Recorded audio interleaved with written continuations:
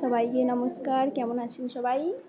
আজকে নবীনদের বরণ করা হবে, তোমরা দেখে নাও। আর আজকে 14ই আগস্ট কন্যাশ্রী দিবসও পালন করা হবে।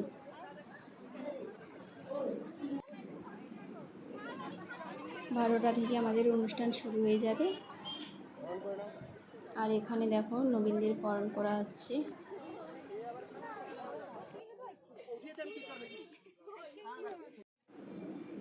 এবারে আমরাও বরণ করে নিচ্ছি, দেখতে পেয়েছো।